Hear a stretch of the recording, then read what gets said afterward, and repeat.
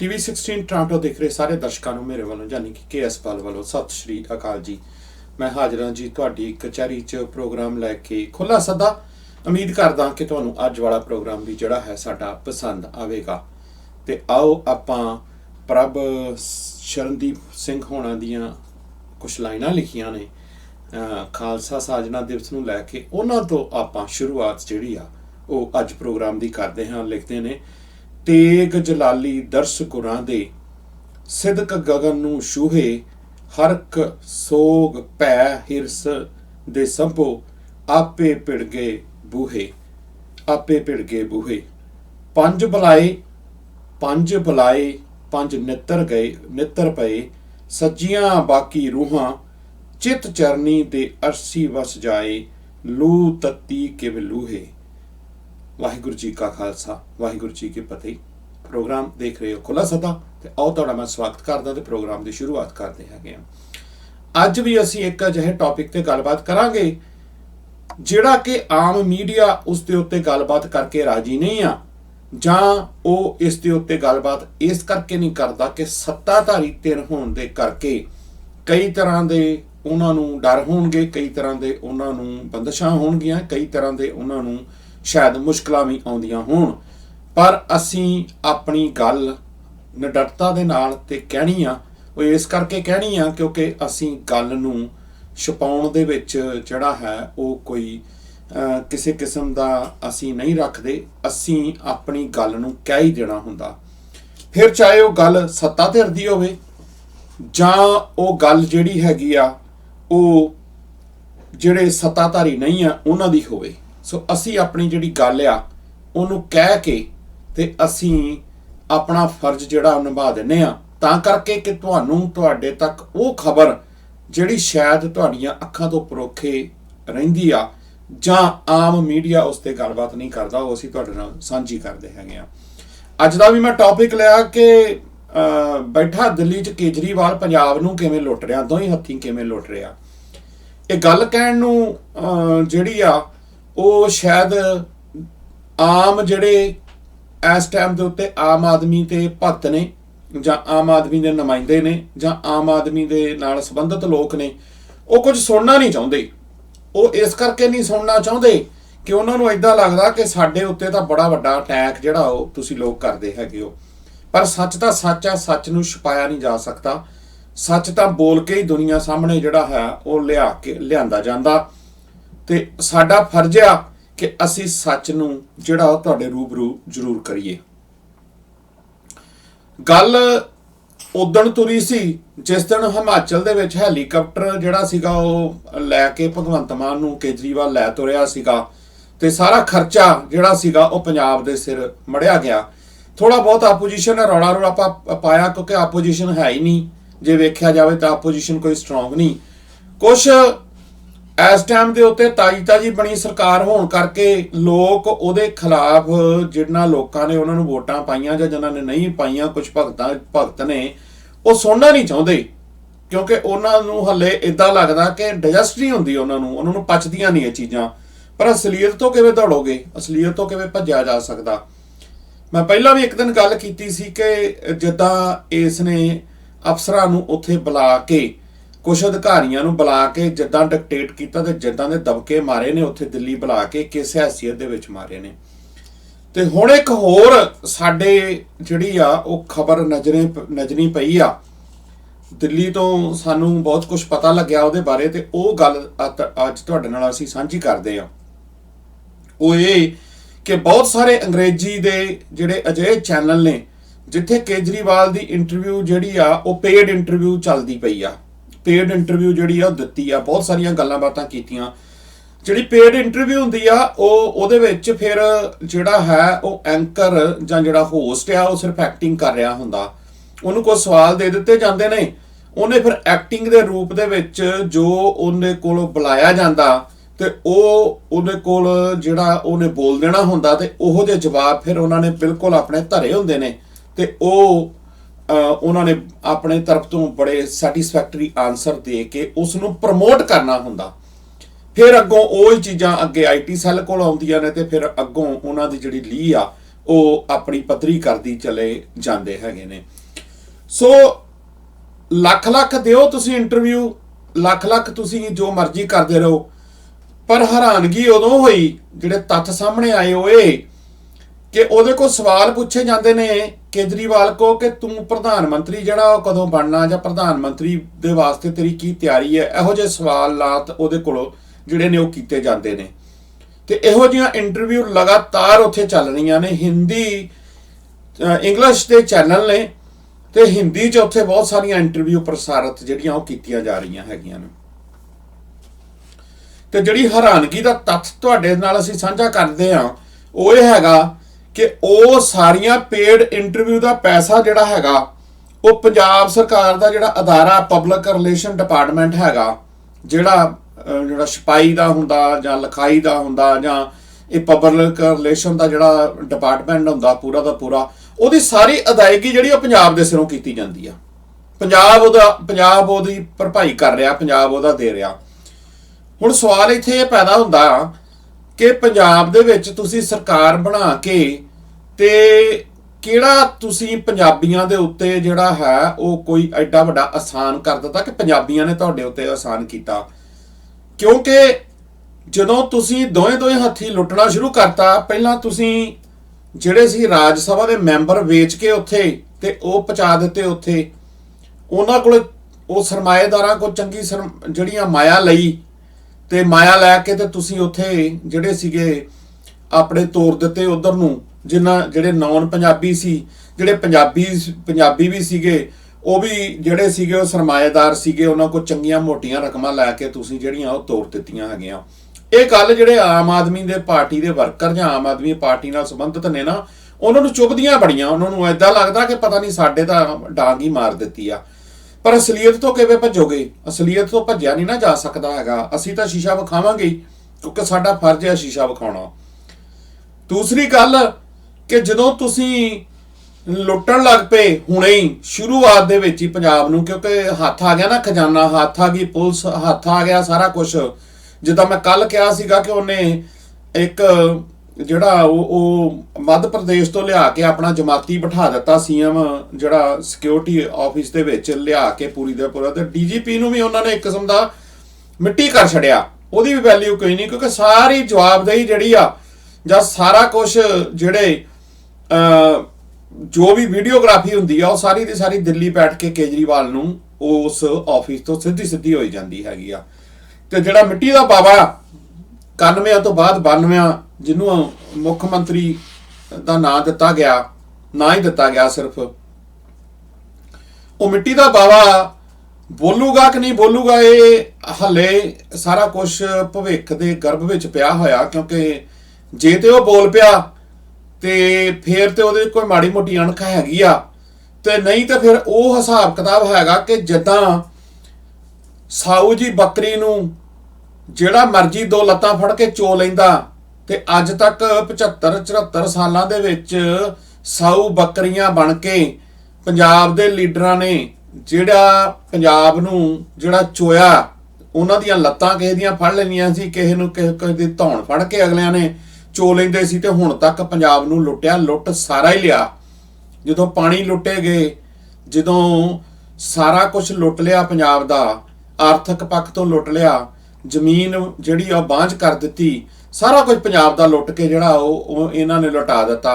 ਤੇ ਜਿਹੜਾ ਅੱਜ ਵਾਲਾ ਬੈਠਾ ਇਹਦੇ ਤੋਂ ਕੀ ਉਮੀਦ ਕਰਦੇ ਹੋ? ਇਹ ਵੀ ਤਾਂ ਦਿੱਲੀ ਜਾ ਕੇ ਲੁਟਾ ਰਿਹਾ ਨਾ, ਇਹ ਵੀ ਤਾਂ ਸਾਊ ਬੱਕਰੀ ਬਣਿਆ ਨਾ, ਜਿਹੜਾ ਕਹਿੰਦਾ ਸੀਗਾ ਕਿ ਮੈਂ ਭਗਤ ਸਿੰਘ ਵਰਗੀ ਪੱਗ ਬੰਨ ਲਈ ਆ ਤੇ ਮੈਂ ਹੁਣ ਜਿਹੜਾ ਉਹ ਪੱਗ ਬੰਨਿਆ ਭਗਤ ਸਿੰਘ ਤੇ ਨਹੀਂ ਬਣ ਜਾਣਾ ਹੈਗਾ। ਪੱਗ ਉਸ ਰੰਗ ਦੀ ਬੰਨ ਕੇ ਭਗਤ ਸਿੰਘ ਨਹੀਂ ਬਣ ਜਾਣਾ ਨਾ ਕਿਸੇ ਨੇ। ਤੇ ਉਹ ਆਪਣੇ ਆਪ ਨੂੰ ਤੇ ਇਹੀ ਕਹਿੰਦਾ, ਪਰ ਅੱਜ ਵਾਲਾ ਭਗਤ ਸਿੰਘ ਤੇ ਜਾ ਕੇ ਕਿਤੇ ਚਰਖਾ ਕੱਤਦਾ, ਕਿਤੇ ਜਾ ਕੇ ਕਿਤੇ ਹੋਰ ਹੀ ਪੂਜਾ ਪਾਠ ਕਰੀ ਚਲੀ ਜਾਂਦਾ ਹੈਗਾ। ਇੱਧਰ ਚਿੱਟੇ ਦੇ ਨਾਲ ਪੰਜਾਬ 'ਚ ਲੋਕੀ ਜਿਹੜੇ ਨੇ, ਉਹ ਜਿਹੜੇ ਨੌਜਵਾਨ ਨੇ, ਉਹ ਇਸ ਧਰਤੀ ਤੋਂ ਕੂਚ ਕਰੀ ਜਾਂਦੇ ਹੈਗੇ ਨੇ। ਹੁਣ ਸਵਾਲ ਇਹ ਬਣਦਾ ਹੈਗਾ ਕਿ ਇਹਨਾਂ ਨੂੰ ਇਹ ਪੁੱਛੋ ਕਿ 85,000 ਤੁਹਾਡੇ ਕੋਲ ਪੁਲਿਸ ਮੁਲਾਜ਼ਮ ਆ ਤੇ ਬਾਕੀ ਦੇ ਵਿਕਾਸ ਕਾਰਜਾਂ ਵਾਸਤੇ ਤੇ ਤੁਹਾਡੇ ਕੋਲ ਟਾਈਮ ਚਾਹੀਦਾ, ਤੇ 85,000 ਪੁਲਿਸ ਮੁਲਾਜ਼ਮ ਜਿਹੜਾ ਹੈਗਾ ਉਹਨਾਂ ਦੀਆਂ ਸ਼ਕਲਾਂ ਵੇਖਣ ਨੂੰ ਰੱਖਿਆ ਹੋਇਆ, ਜੇ ਤੁਹਾਡੇ ਕੋਲ ਹੁਣ ਆ ਕੇ ਤੁਸੀਂ ਇੱਕ ਆਰਡਰ ਦੇ ਕੇ ਡੀਜੀਪੀ ਨੂੰ, ਜਿਹੜਾ ਤੁਸੀਂ ਕਹਿੰਦੇ ਹੋ ਇੱਕ ਉੱਤੇ ਲਿਆ ਕੇ ਮੁੱਖ ਸਕੱਤਰ ਵੀ ਤੁਸੀਂ ਬਣਾ ਦਿੱਤਾ, ਜਿਹੜਾ ਕੇਜਰੀਵਾਲ ਦਾ ਜਮਾਤੀ ਆ ਉਹ ਲਿਆ ਕੇ ਬਣਾ ਦਿੱਤਾ, ਤੇ ਤੁਹਾਡੇ ਕੋਲ ਹੱਲੇ ਤੱਕ ਲੋਕਾਂ ਨੂੰ ਜਿਹੜਾ ਹੈ ਉਹ ਹੱਲੇ ਤੱਕ ਇਸ ਪੱਖ ਤੋਂ ਦਬਕਾਇਆ ਹੀ ਨਹੀਂ ਗਿਆ ਹੈਗਾ ਕਿ ਭਾਈ ਤੁਸੀਂ ਚਿੱਟਾ ਨਸ਼ਾ ਜਿਹੜਾ ਵੇਚੋਗੇ ਉਹਦਾ ਅਸੀਂ ਹਸਰ ਬੁਰਾ ਕਰਾਂਗੇ। ਇਹਦੇ ਵਾਸਤੇ ਤਾਂ ਮੁਲਾਜ਼ਮਾਂ ਨੂੰ ਆਰਡਰ ਹੀ ਦੇਣੇ ਆ ਨਾ, ਇਹਦੇ ਵਾਸਤੇ ਤਾਂ ਸਖਤਾਈ ਕਰਨੀ ਆ ਨਾ, ਇਹਦੇ ਵਾਸਤੇ ਤਾਂ ਆਰਡਰ ਹੀ ਦੇਣੇ ਨੇ। ਪਰ ਵੇਲ ਮਿਲੇ ਤਾਂ ਹੀ ਆ ਨਾ। ਉਹ ਪਹਿਲਾਂ ਗਾਣਾ ਚੱਲਦਾ ਸੀਗਾ ਸਾਰੇ ਦੱਬਣ ਨੂੰ ਫਿਰਦੇ ਨੇ, ਇਹ ਦੱਬਦਾ ਕਿੱਥੇ ਆ, ਤੇ ਹੁਣ ਕਿਸੇ ਨੇ ਫੇਸਬੁੱਕ ਤੇ ਲਿਖਿਆ ਹੋਇਆ ਸੀਗਾ ਪਰ ਇਹ ਲੱਭਦਾ ਕਿੱਥੇ ਆ, ਇਹ ਲੱਭਦਾ ਤਾਂ ਹੈ ਨਹੀਂਗਾ। ਇਹ ਕਦੀ ਤਾਂ ਦਿੱਲੀ ਤੁਰ ਪੈਂਦਾ, ਕਦੀ ਤੁਰ ਪੈਂਦਾ ਜਿਹੜਾ ਹੈਗਾ ਮਿੱਟੀ ਦਾ ਬਾਵਾ, ਇਹ ਕਦੀ ਤੁਰ ਪੈਂਦਾ ਹੈਗਾ ਉਹ ਗੁਜਰਾਤ, ਕਦੀ ਹਿਮਾਚਲ ਤੁਰ ਪੈਂਦਾ ਹੈਗਾ, ਕਿਉਂਕਿ ਉਹ ਲਾਲੇ ਨੇ ਇਹਨੂੰ ਸੈਟਲ ਹੀ ਨਹੀਂ ਹੋਣ ਦੇਣਾ। ਸਿੱਧੀ ਜਿਹਾ ਹਿਸਾਬ ਬਿਲਕੁਲ, ਹੱਲੇ ਇਹਦੇ ਪੈਰ ਲੱਗੇ ਨਹੀਂ ਤੇ ਉਹ ਜਾ ਕੇ ਉੱਥੇ ਗੋਗੇ ਗਵਾਉਂਦਾ ਇਹਦੇ ਕੋਲ ਕਿ ਭਾਈ 20 ਦਿਨਾਂ ਦੇ ਵਿੱਚ ਅਸੀਂ ਉੱਥੇ ਕਰਪਸ਼ਨ ਖਤਮ ਕਰ ਦਿੱਤੀ। ਹੁਣ ਤੁਸੀਂ ਇਹ ਦੱਸੋ ਪੰਜਾਬ ਵਾਲਿਓ, ਜਿਹੜਾ ਧਿਆਨ ਦੇ ਨਾਲ ਸੋਚਿਓ ਵੀ ਕਿੰਨੀ ਕੁ ਕਰਪਸ਼ਨ ਖਤਮ ਹੋ ਗਈ ਆ ਤੇ ਕਿੰਨਾ ਕੁ ਚੱਟਾ ਖਤਮ ਹੋ ਗਿਆ। ਜਿਹੜੀ ਕਰਪਸ਼ਨ ਖਤਮ ਕਰਨੀ ਆ, ਜੇ ਵਿਕਾਸ ਕਰਨਾ ਉਹਦੇ ਵਾਸਤੇ ਟਾਈਮ ਚਾਹੀਦਾ, ਮੰਨ ਲਿਆ ਟਾਈਮ ਚਾਹੀਦਾ। ਕਰਪਸ਼ਨ ਵਾਸਤੇ ਤੁਸੀਂ ਉੱਤੋਂ ਚੂੜੀ ਖਿੱਚਣੀ ਆ ਤੇ ਚਿੱਟੇ ਵਾਸਤੇ ਵੀ ਤੁਸੀਂ ਉੱਤੋਂ ਚੂੜੀ ਖਿੱਚਣੀ ਆ। ਮੁਲਾਜ਼ਮਾਂ ਨੂੰ ਕਹਿਣਾ ਹੀ ਆ ਨਾ, ਦਬਕਾ ਹੀ ਮਾਰਨਾ, ਤੇ ਕਿੰਨਾ ਕਸਰ ਹੋ ਗਿਆ। ਤੇ ਆਉਣ ਵਾਲੇ ਸਮੇਂ ਦੇ ਵਿੱਚ ਇਹ ਕੁਦਰਤੀ ਇੱਕ ਵਰਤਾਰਾ ਹੁੰਦਾ ਕਿ ਜਦੋਂ ਚੀਜ਼ ਪੁਰਾਣੀ ਹੁੰਦੀ ਜਾਂਦੀ ਆ ਉਹਦਾ ਅਸਰ ਘਟਦਾ ਜਾਂਦਾ, ਕਦੀ ਵੱਧਦਾ ਨਹੀਂ। ਵੱਧਦਾ ਉੱਥੇ ਆ ਕਿ ਜਿੱਥੇ ਤੁਸੀਂ ਚੜ੍ਹਦੇ ਨੂੰ ਜਲਦੇ ਹੋ, ਚੜ੍ਹਦੇ ਕਰਮ ਅਨੁਸਾਰ ਕਹਿੰਦੇ ਹੁੰਦੇ ਜੋ ਚੜ੍ਹਦੇ ਨੂੰ ਚੱਲਦੇ ਹੋ। ਪਰ ਇੱਥੇ ਤਾਂ ਜਿਹੜੀ ਇਹ ਪੋਲੀਟੀਕਲ ਸਟਰਕਚਰ ਹੈਗਾ ਇਹਦੇ ਵਿੱਚ ਤਾਂ ਠਾਹ ਨੂੰ ਦੇ ਬੰਦਾ ਜਾਂਦਾ ਤਾਂ ਵਾਲਾ ਤਾਂ ਕੋਈ ਕੰਮ ਹੈ ਨਹੀਂ, ਕਿਉਂਕਿ ਇਹ ਸ਼ੁਰੂਆਤ 'ਚ ਜਿਹੜੀ ਕੋਈ ਫੂਕ ਫਾਕ ਜੀ ਆ ਉਹ ਨਿਕਲ ਜਾਣੀ ਆ 2-4 ਮਹੀਨਿਆਂ ਦੇ ਵਿੱਚ, ਤੇ ਲੋਕਾਂ ਨੇ ਫਿਰ ਉਹੀ ਵਿਚਾਰਿਆਂ ਨੇ ਰੋਈ ਜਾਣਾ। ਉਹ ਇੱਕ ਟੀਚਰ ਨੇ ਉੱਥੇ ਜਿਹੜਾ ਉਹ ਅਸਤੀਫਾ ਦੇਤਾ ਵੀ 6000 ਦੇ ਉੱਤੇ ਰੱਖਿਆ ਸੀਗਾ, ਝਾੜੂ ਨੂੰ ਵੋਟ ਮੈਂ ਤਾਂ ਪਾਈ ਸੀ ਕਿ ਕੋਈ ਨਾ ਕੋਈ ਸਾਡਾ ਸੁਣ ਲੂਗਾ, ਪਰ ਹੁਣ ਤਾਂ ਸਿੱਖਿਆ ਮੰਤਰੀ ਕਹਿੰਦਾ ਕਿ ਮੇਰੇ ਤੇ ਹੱਥ ਵੱਸ ਦੀ ਕੋਈ ਗੱਲ ਨਹੀਂ ਹੈਗੀ। ਤੇ ਭਾਈ ਵਾਅਦੇ ਤਾਂ ਕਰ ਲਏ, ਹੱਥ ਵੱਸ ਦੀ ਗੱਲ ਜਿਹੜੀ ਆ ਉਹ ਕਿੱਧਰੋਂ ਹੋਣੀ ਆ। ਇਹ ਜਿਹੜੇ 300 ਯੂਨਿਟ ਬਿਜਲੀ ਦੇ ਵੀ ਕਹਿੰਦੇ ਨੇ ਇਹ ਵੀ ਦਿੱਤੇ ਨਹੀਂ ਜਾਣੇ, ਇਹਨਾਂ ਨੇ ਨਾ ਕਲੈਸ਼ ਕਰਾ ਬਣਾ ਸਾਰੀ ਕਾਰਪੋਰੇਸ਼ਨ ਹੌਲੀ ਹੌਲੀ, ਜੇ ਕਿਤੇ ਇਹਨਾਂ ਨੇ ਇਹ ਚੀਜ਼ ਲਾਗੂ ਵੀ ਕਰ ਦਿੱਤੀ। 300 ਯੂਨਿਟ ਦੇ ਹੀ ਨਹੀਂ ਸਕਦੇ ਕਿਸੇ ਤਰੀਕੇ ਦੇ ਨਾਲ। ਹਲੇ ਤੇ ਗਾਂ ਇੱਕ ਸਕੀਮ ਹੋਰ ਖੜੀ ਹੈ ਜਿਹੜੀ 18 ਸਾਲ ਤੋਂ ਉੱਪਰ ਜਿਹੜੇ ਲੇਡੀਜ਼ ਵਾਸਤੇ 1000 ਰੁਪਈਆ ਇਹਨਾਂ ਨੇ ਕਿਹਾ ਹੈਗਾ ਕਿ ਉਹਨਾਂ ਨੂੰ ਹਰ ਮਹੀਨੇ ਜਿਹੜਾ ਉਹ ਪਾਵਾਂਗੇ। ਸੋ ਤੁਹਾਡਾ ਰੈਵਨਿਊ ਕਿੱਥੇ ਆ? ਇਹ ਕਹਿੰਦੇ ਆ ਦਿੱਲੀ ਵਾਲਾ ਮਾਡਲ ਅਸੀਂ ਲਾਗੂ ਕਰਨਾ, ਤੇ ਦਿੱਲੀ ਵਾਲਾ ਕੋਈ ਦੱਸੇ ਕਿ ਭਾਈ 1000 ਰੁਪਈਆ ਤੁਹਾਨੂੰ ਮਿਲਦਾ, ਜਦ ਕਿ ਦਿੱਲੀ ਦੀ ਜਿਹੜੇ ਇਨਕਮ ਸੋਰਸਸ ਨੇ, ਜਾਂ ਦਿੱਲੀ ਦਾ ਜਿਹੜਾ ਰੈਵਨਿਊ ਇਕੱਠਾ ਹੁੰਦਾ ਦਿਨ ਦਾ ਉਹ ਕਈ ਸੌ ਕਰੋੜ ਦੇ ਵਿੱਚ ਦਿੱਲੀ ਦੇ ਵਿੱਚ ਜਿਹੜਾ ਉਹ ਇਕੱਠਾ ਹੁੰਦਾ, ਤੇ ਇਸ ਦੇ ਬਾਵਜੂਦ ਉੱਥੇ 1000 ਰੁਪਈਆ ਜਿਹੜਾ ਉਹ ਦਿੱਤਾ ਨਹੀਂ ਜਾ ਸਕਿਆ। ਤੇ ਪੰਜਾਬ ਦੇ ਵਿੱਚ ਤਾਂ ਜਿਹੜਾ ਖੇਤੀਬਾੜੀ ਪ੍ਰਧਾਨ ਸੂਬਾ, ਬਾਰਡਰ ਸਟੇਟ ਆ, ਰੈਵਨਿਊ ਕੋ ਇਕੱਠਾ ਨਹੀਂ ਹੁੰਦਾ। ਕਿਸਾਨਾਂ ਦੀ ਕਣਕ ਜਿਹੜੀ ਆ ਉਹਦਾ ਝਾੜ ਘਟ ਗਿਆ, ਲੋਕਾਂ ਦੇ ਦਾਣੇ ਸੁੱਕ ਗਏ ਅਗੇਤੀ ਗਰਮੀ ਪੈਣ ਕਰਕੇ, ਤੇ ਉਹ ਆਪ ਖਰਾਬੇ ਦੀ ਮੰਗ ਕਰਨਗੇ ਆਉਣ ਵਾਲੇ ਸਮੇਂ ਦੇ ਵਿੱਚ। ਤੇ ਤੁਸੀਂ ਮੈਨੂੰ ਇਹ ਦੱਸੋ ਵੀ ਇੰਨਾ ਪੈਸਾ ਆਉਣਾ ਕਿੱਥੋਂ ਆ, ਇੰਨਾ ਰੈਵਨਿਊ ਇਕੱਠਾ ਕਿੱਥੋਂ ਕਰਨਾ, ਕਿ ਜਾਂ ਫਿਰ ਪਾਕਿਸਤਾਨ ਤੋਂ ਫੜਨਾ ਕਿ ਪਰ ਚੀਨ ਤੋਂ ਫੜਨਾ ਕਿਤਿਓਂ, ਜਾਂ ਕਿਤਿਓਂ ਹੋਰ ਪੈਸਾ ਆ ਜਾਣਾ ਜਿੱਥੋਂ ਤੁਹਾਡੀ ਜਿਹੜੀ ਆ ਉਹ ਮੋਗਾ ਖੁਰਲਾ ਪਰਲੀ ਸਾਈਡ ਤੋਂ, ਕਿ ਜਿੱਥੋਂ ਪੈਸਾ ਲਿਆ ਕੇ ਵੰਡ ਦੇਣਾ ਹੈਗਾ। ਸੋ ਜਿਹੜੇ ਵਾਅਦੇ ਕੀਤੇ ਜਾਂਦੇ ਆ ਨਾ ਉਹਨਾਂ ਦਾ ਜਿਹੜਾ ਭੋਗ ਆ ਉਹ ਜਲਦੀ ਪੈ ਜਾਂਦਾ ਹੈਗਾ, ਉਹਦਾ ਕੋਈ ਬਹੁਤਾ ਟਾਈਮ ਨਹੀਂ ਲੱਗਦਾ। ਮੁੜ ਕੇ ਇਹ ਇਤਿਹਾਸ ਤੁਹਾਨੂੰ ਕਦੀ ਮਾਫ ਨਹੀਂ ਕਰਦਾ ਕਿ ਜਿੱਦਾਂ ਆ ਕੈਪਟਨ ਨੇ 4.5 ਸਾਲ ਆਪਣੇ ਕੱਢੇ ਤੇ ਉਸ ਤੋਂ ਬਾਅਦ 6 ਮਹੀਨੇ ਬਾਅਦ ਜਿਹੜੀ ਖੇਪ ਪਵਾਈ ਉਹਨੇ, ਉਹ ਪਿਛਲੀਆਂ ਟਰਮਾਂ ਵੀ ਉਹਨੇ ਆਪਣੀਆਂ ਰੋਲ ਲੀਆਂ, ਤੇ ਉਸ ਤੋਂ ਬਾਅਦ ਜਲੀਲ ਹੋ ਕੇ ਪਾਰਟੀ ਤੋਂ ਵੀ ਜਾਂਦਾ ਆਉਂਦਾ ਲੱਗਿਆ, ਤੇ ਮੁੜ ਕੇ ਨਾ ਉਧਰ ਜੋਗੇ ਹੁਣ ਲਿਲਕਣੀਆਂ ਕੱਢਦਾ ਫਿਰਦਾ ਕਿ ਕਿਤੇ ਨਾ ਕਿਤੇ ਮੈਨੂੰ ਕਿਸੇ ਸਟੇਟ ਦਾ ਜਿਹੜਾ ਉਹ ਗਵਰਨਰ ਲਾ ਦਿਓ ਤਾਂ ਕਿ ਮਾੜੀ ਮੋਟੀ ਕੋਈ ਇੱਜ਼ਤ ਜਾਣ ਤੋਂ ਪਹਿਲਾਂ ਜਿਹੜੀ ਆ ਉਹ ਕੋ ਬਚੀ ਰਹਿ ਜਾਵੇ। ਸੋ ਤੁਹਾਨੂੰ ਜਿਹੜਾ ਟਾਈਮ ਮਿਲਦਾ ਹੈਗਾ ਉਹਦੇ ਵਿੱਚ ਵਕਤ ਕੋਈ ਨਹੀਂ ਹੁੰਦਾ, ਕਿਉਂਕਿ ਟਾਈਮ ਜਿਹੜਾ ਹੁੰਦਾ ਤੁਸੀਂ ਗੁਜ਼ਾਰਦੇ ਕਿਵੇਂ ਹੋ। ਜਿਹੜੀ ਮੈਂ ਸਟਾਰਟਿੰਗ ਦੇ ਵਿੱਚ ਤੁਹਾਨੂੰ ਐਗਜ਼ਾਮਪਲ ਦਿੱਤੀ ਆ, ਉਦਾਹਰਨ ਦਿੱਤੀ ਆ ਕਿ ਪੰਜਾਬ ਨੂੰ ਅੱਜ ਤੱਕ 2 ਲੱਤਾਂ ਵਾਲੀ ਸਾਊ ਜੀ ਬੱਕਰੀ ਸਮਝ ਕੇ ਇਹਨਾਂ ਲੀਡਰਾਂ ਨੇ ਪੇਸ਼ ਕੀਤਾ, ਤੇ ਇਹ ਬੱਕਰੀਆਂ ਜਿਹੜੀਆਂ ਨੇ ਇਹਨਾਂ ਨੂੰ ਹਰ ਕੋਈ ਚੋ ਜਾਂਦਾ ਰਿਹਾ। ਨੁਕਸਾਨ ਪੰਜਾਬ ਦਾ, ਪੰਜਾਬ ਦੀ ਖੇਤੀ ਦਾ, ਪੰਜਾਬ ਦੇ ਪਾਣੀਆਂ ਦਾ, ਪੰਜਾਬ ਦੇ ਜਿਹੜਾ ਸੀਗਾ ਐਜੂਕੇਸ਼ਨ ਸਿਸਟਮ ਦਾ, ਪੰਜਾਬ ਦੇ ਜਿਹੜੇ ਬਾਕੀ ਜਿਹੜੇ ਸੀਗੇ ਨੈਚੁਰਲ ਰਿਸੋਰਸਸ ਦਾ ਹੁੰਦਾ ਰਿਹਾ ਅੱਜ ਤੱਕ, ਪੰਜਾਬ ਦੀ ਇੰਡਸਟਰੀ ਦਾ ਹੁੰਦਾ ਰਿਹਾ। ਸਵਾਰਿਆ ਕਿਸੇ ਨੇ ਕੁਛ ਨਹੀਂ, ਕਿਉਂਕਿ ਜਦੋਂ ਤੁਹਾਡੀ ਡੋਰ ਦਿੱਲੀ ਬੈਠਾ ਕੋਈ ਖਿੱਚਦਾ ਹੋਵੇ ਜਾਂ ਤੁਹਾਡੀਆਂ ਵਾਗਾਂ ਦਿੱਲੀ ਬੈਠੇ ਕਿਸੇ ਨੇ ਖਿੱਚਣੀਆਂ ਨੇ, ਉਹ ਪੰਜਾਬ ਦੇ ਵਿੱਚ ਪੰਜਾਬ ਦਾ ਹੋ ਕੇ ਰਾਜ ਨਹੀਂ ਕਰ ਸਕਦਾ। ਇਹ ਇੱਕ ਪੱਥਰ ਤੇ ਲਕੀਰ ਆ। ਇਹਨੂੰ ਚਾਹੇ ਅੱਜ ਸਮਝ ਲਿਓ, ਇਹਨੂੰ ਚਾਹੇ ਤੁਸੀਂ ਕੱਲ ਸਮਝ ਲਿਓ। ਪੰਜਾਬ ਦੇ ਉੱਤੇ ਪੰਜਾਬੀਅਤ ਵਾਲਾ ਬੰਦਾ ਉਹ ਰਾਜ ਕਰ ਸਕਦਾ, ਉਹ ਹੀ ਰਾਜ ਕਰੇਗਾ ਜਿਹੜੇ ਬੰਦੇ ਦੇ ਵਿੱਚ ਪੰਜਾਬੀਅਤ ਪੂਰੀ ਤਰ੍ਹਾਂ ਦੇ ਨਾਲ ਝਲਕਦੀ ਹੋਵੇ, ਕਿਉਂਕਿ ਉਸ ਤੋਂ ਬਗੈਰ ਇੱਥੇ ਰਾਜ ਕੀਤਾ ਨਹੀਂ ਜਾ ਸਕਦਾ ਹੈਗਾ।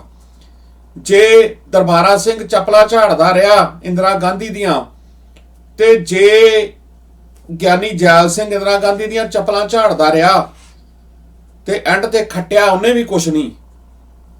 ਤੇ ਜਿੰਨੇ ਵੀ ਇਹ ਚਪਲੀ ਝਾੜ ਹੁਣ ਤੱਕ ਦਿੱਲੀ ਦੇ ਬਣੇ ਨੇ, ਚਾਹੇ ਬਾਅਦ ਵਾਲੇ ਬਾਦਲ ਕੇ ਹੋਣ, ਅਮਰਿੰਦਰ ਹੋਣ, ਜਾਂ ਜਿੰਨੇ ਵੀ ਹੁਣ ਤੱਕ ਆ ਬਰਨਾਲੇ ਦਾ ਟੱਬਰ ਹੋਵੇ, ਜਾਂ ਜਿੰਨੇ ਵੀ ਹੁਣ ਤੱਕ ਹੋਣ, ਇਹਨਾਂ ਨੇ ਪੰਜਾਬ ਦਾ ਕੱਖ ਨਹੀਂ ਸਵਾਰਿਆ ਤੇ ਨਾ ਆਉਣ ਵਾਲਿਆਂ ਨੇ ਸਵਾਰਨਾ, ਜਿੰਨੀ ਦੇਰ ਤੱਕ ਡੋਰ ਜਿਹੜੀ ਆ ਉਹ ਦਿੱਲੀ ਦੇ ਹੱਥ ਵਿੱਚ ਪਈ ਹੋਈ ਆ।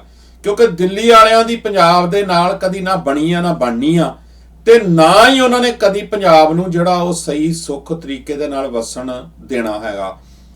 ਤੇ ਜੇ ਪੰਜਾਬ ਦੇ ਮੁੱਖ ਮੰਤਰੀ ਨੂੰ ਇਹ ਨਾ ਪਤਾ ਹੋਵੇ ਵੀ ਮੇਰੀ ਪਾਵਰ ਕਿੰਨੀ ਆ ਜਾਂ ਮੈਂ ਪਾਵਰ ਕਿਹੜੀ ਵਰਤਣੀ ਆ, ਤੇ ਪੰਜਾਬ ਦਾ ਰਾਜਪਾਲ ਕਵੇ ਵੀ ਮੈਂ ਜਾ ਕੇ ਬਾਰਡਰ ਦੇ ਉੱਤੇ ਜਾ ਕੇ ਮੀਟਿੰਗ ਕਰਨੀ ਆ ਜਾਂ ਮੈਂ ਉੱਥੇ ਮੀਟਿੰਗਾਂ ਲੈਣੀਆਂ, ਤੇ ਬੰਦਾ ਇਹ ਪੁੱਛੇ ਲਾਈਗੇ ਸਾਈਡ ਦੇ ਉੱਤੇ ਕੁਰਸੀ ਤੇ ਬਿਠਾ ਕੇ ਬੌਣਾ ਕਰਕੇ ਪੰਜਾਬ ਦੇ ਮੁੱਖ ਮੰਤਰੀ ਨੇ ਬੈਠ ਜਾਣਾ, ਤੇ ਪੰਜਾਬ ਦੇ ਮੁੱਖ ਮੰਤਰੀ ਨੂੰ ਇਹ ਨਾ ਪਤਾ ਲੱਗੇ ਵੀ ਭਾਈ ਰਾਜਪਾਲ ਸਾਹਿਬ ਤੁਹਾਡੀ ਤੇ ਇੱਥੇ ਰਾਜਪਾਲ ਰਾਜ ਤੇ ਲੱਗਿਆ ਨਹੀਂ ਹੋਇਆ, ਤੁਸੀਂ ਤਾਂ ਜਾ ਕੇ ਚੰਡੀਗੜ੍ਹ ਸਾਂਭੋ, ਇੰਨੀ ਕੀ ਤੁਹਾਡੀ ਪਾਵਰ ਆ। ਪੰਜਾਬ ਦੀ ਪੁਲਿਸ ਮੇਰੀ, ਪੰਜਾਬ ਦਾ ਏਰੀਆ ਮੇਰਾ, ਪੰਜਾਬ ਦਾ ਮੁੱਖ ਮੰਤਰੀ ਮੈਂ, ਤੇ ਪੰਜਾਬ ਨੂੰ ਕਿਵੇਂ ਚਲਾਉਣਾ ਦਾ, ਪੰਜਾਬ ਦੀ ਬਾਰਡਰ ਸਿਕਿਉਰਿਟੀ ਨੂੰ ਕਿਵੇਂ ਦੇਖਣਾ ਹੈਗਾ, ਕੀ ਉੱਥੇ ਹੈ ਮੇਰੀ ਪੁਲਿਸ ਦੇਖੂਗੀ ਜਾਂ ਬਾਕੀ ਤੁਹਾਡੀ ਲੱਗੀ ਹੋਈ 50 ਕਿਲੋਮੀਟਰ ਦੇ BSF ਦੇਖੂਗੀ। ਆਪੇ ਤਾਲਮੇਲ ਬਣਾ ਕੇ ਦੇਖਿਆ ਜਾਏਗਾ ਰਾਜਪਾਲ ਦਾ ਕੰਮ ਕੀ ਆ ਉੱਥੇ। ਪਰ ਗੱਲ ਐਵੇਂ ਆ ਕਿ ਜਿਹੜੀ ਮੈਂ ਸਟਾਰਟਿੰਗ 'ਚ ਉਦਾਹਰਨ ਦਿੱਤੀ ਆ ਸਾਊ ਜੀ ਬੱਕਰੀ ਵਾਲੀ, ਹੁਣ ਇਹ ਬੱਕਰੀ ਕਿਤੇ ਸ਼ੇਰ ਬਣ ਪਾਉਂਦੀ ਆ ਕਿ ਨਹੀਂ ਪਾਉਂਦੀ, ਇਹ ਆਉਣ ਵਾਲਾ ਸਮਾਂ ਦੱਸੂਗਾ। ਪਰ ਉਹਨੂੰ ਲਾਲੇ ਦਾ ਡਰ ਬੜਾ ਵੀ ਜੇ ਕਿਤੇ ਮਾੜਾ ਜਿਹਾ ਮੈਂ ਆਕੜਿਆ ਤੇ ਲਾਲਾ ਮੇਰੇ ਥੱਲਿਓਂ ਕਿਤੇ ਕੁਰਸੀ ਨਾ ਖਿੱਚ ਕੇ ਲੈ ਜਾਏ, ਕਿਉਂਕਿ ਲਾਲੇ ਦਾ ਇਤਿਹਾਸ ਦੇ ਵਿੱਚ ਇਹੋ ਕੁਛ ਹੋਇਆ।